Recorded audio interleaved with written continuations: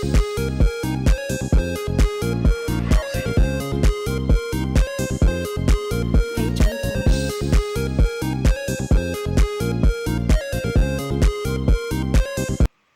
perkenalkan, nama saya Rizky Natalia dengan NIM 0514-20042. Di sini saya akan mempresentasikan hasil dari tugas praktik 2 yang dimana kita melanjutkan tugas praktik 1 yang kemarin. Oke, yang pertama di sini saya akan membahas tentang struktur dari folder berikut.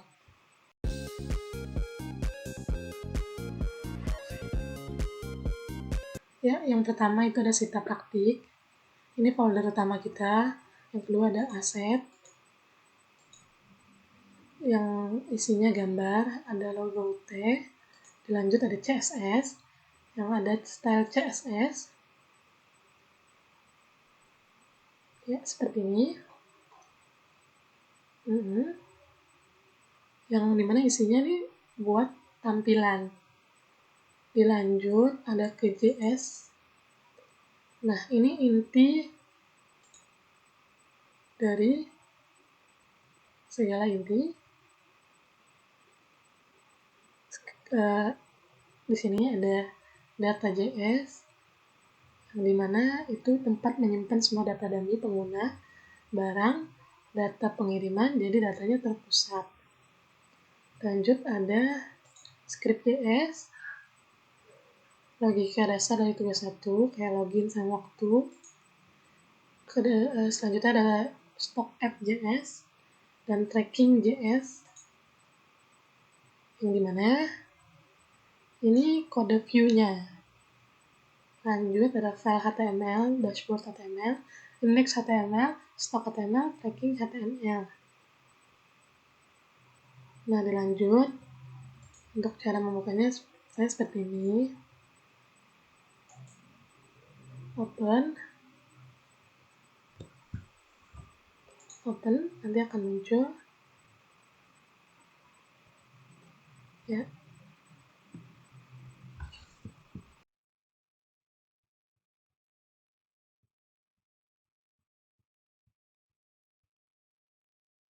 Oke, pertama di sini login Sita UT. Saya akan formulir atau validasi yang tujuannya tuh untuk ngebuktiin kalau ini tuh nggak salah isi atau ya seperti inilah.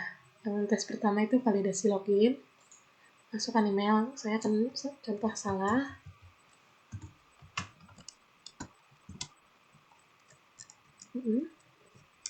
Passwordnya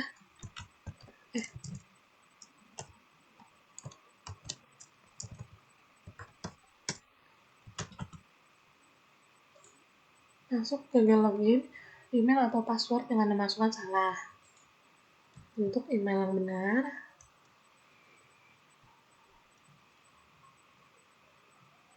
seperti ini, rina.t.ac.id.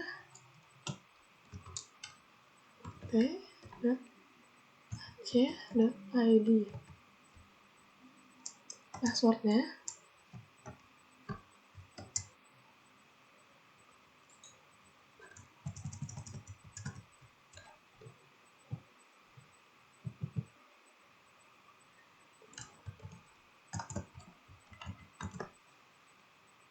di sini, passwordnya Rina123.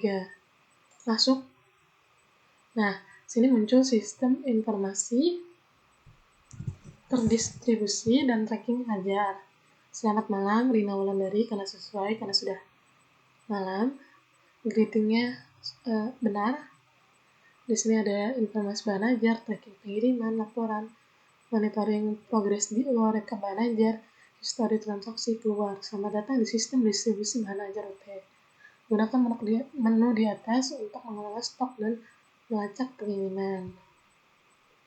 Ini validasi paling dasar. Kalau salah dia bakalan muncul, dan kalau benar baru boleh masuk aman. Jadi aman. Tes kedua, validasi data ganda. Jadi di halaman stok bahan ajar,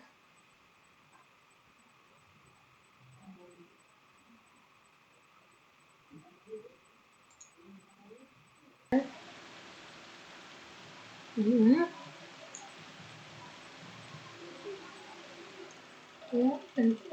informasi bahan ajar, maka muncul informasi dan manajemen stok bahan ajar yang ada filter dan pengurutan data, filter lokasi, semua lokasi, status stok semua ada, urutkan nama, reset filter, tambah atau edit data bahan ajar, kode lokasi contohnya, kode barangnya kita pakai yang di atas saja, pakai yang ini bawahnya aja, IKMA 4216.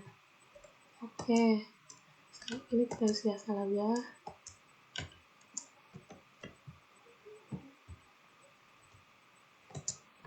Kode barang sudah ada.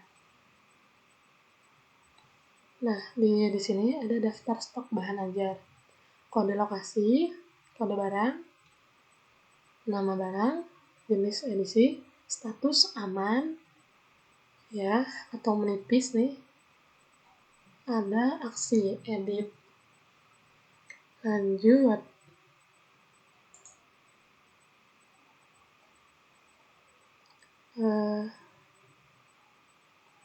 Lanjut saya akan buka kode Visual Studio Code. Ya, yang di stok HTML. Kita cari baris kode V4. Ya, jalur 2 arah bukti nyata.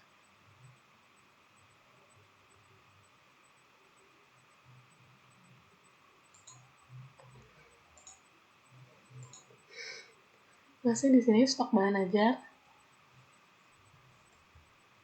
Lihat bagian form tambah. Masih di stok bahan ajar. Lihat di form tambah edit data bahan ajar. Klik kode lokasi. Contohnya tes. Lanjut tes kode barang. Tes 22. Nama barang, ketik barang, tes. Lanjut stoknya.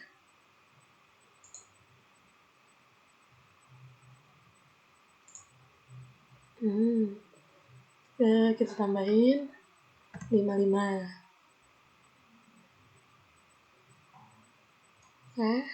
Lalu kita simpan data berhasil disimpan. Oke. Nah, ini sudah muncul di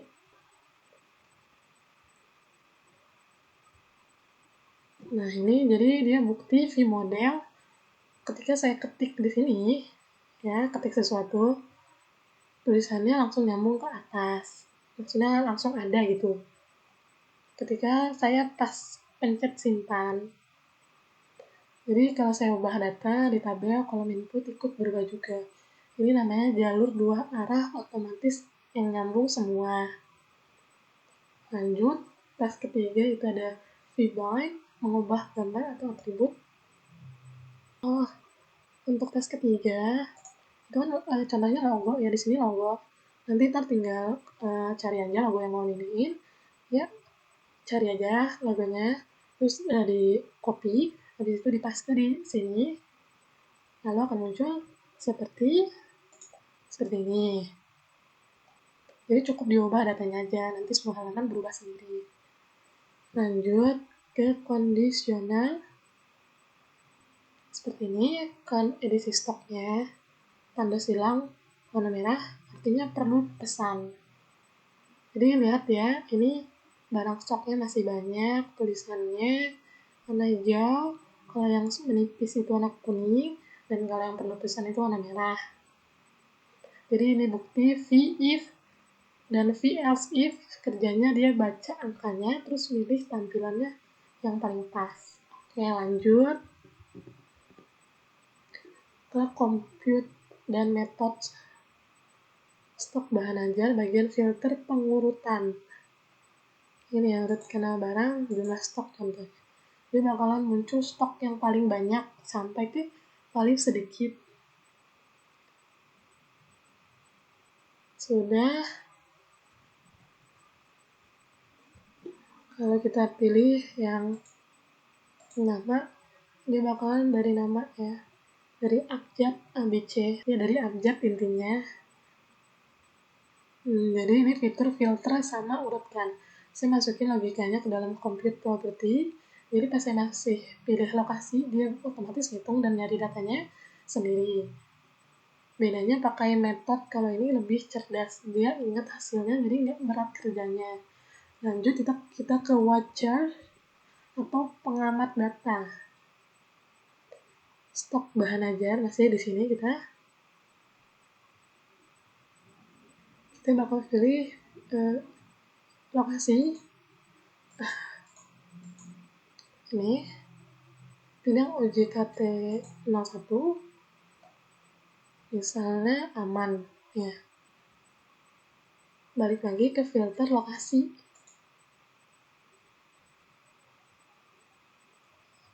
Semua lokasi. Nah,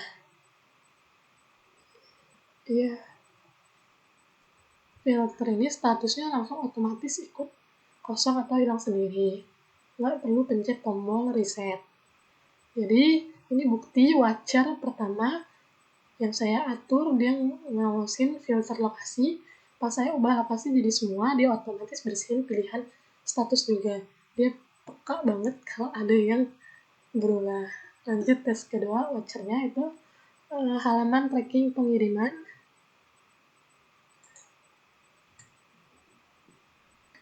Lanjut, ke tracking delivery order, DO, acak pengiriman.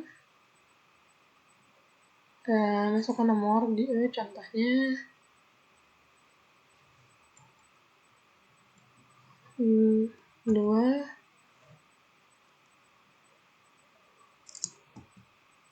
Ya, ini langsung muncul. Saya belum mencet tombol cari, tapi dia langsung muncul data pengirimannya. Nama mahasiswanya, ekspedisi, tanggal kirim, total biaya, status dalam perjalanan, riwayat perjalanan, tambah delivery order baru. Oke. Datanya langsung muncul. Jadi ini watcher kedua saya yang suruh dia ngawasin kolom ketikan ini. Pas nomornya udah lengkap, dia langsung nyari sendiri. Jadi kita nggak perlu pencet yang tombol klik cari ini. Ini bedanya pakai view sama yang biasa. Lanjut, selanjutnya tes login dan tes validasi data. Dan kita udah tes. Coba kita masukin angka yang salah, data nomor dia tidak ditemukan. Lanjut sekarang tes kreativitas tampilan. Itu kan tadi seperti contoh gitu. Sini saya nunjukin bahwa ada seperti ini gambar-gambar. Terus di informasi bahan ajar saya nunjukin kalau di sini di status ini bisa loh ada warna-warnanya. Itu aja sih. Terus tampilannya juga saya udah kasih warna biar gampang dibaca dan ada garis waktunya biar rapi. Lanjut ukurannya ngikutin layar HP atau komputer. Jadi enak dipakai. Keluar. Oke. Jadi terus saya jadi paham bagaimana cara kerja halaman web yang dinamis seperti aplikasi aslinya. Oke, rasanya cukup sekian penjelasan dari saya. Terima kasih banyak sudah menyimak sampai selesai. Ya, saya mohon izin mengakhiri. Semoga hasil ini bisa memenuhi kriteria penilaian dan mendapatkan hasil yang memuaskan. Ya, sekian, terima kasih.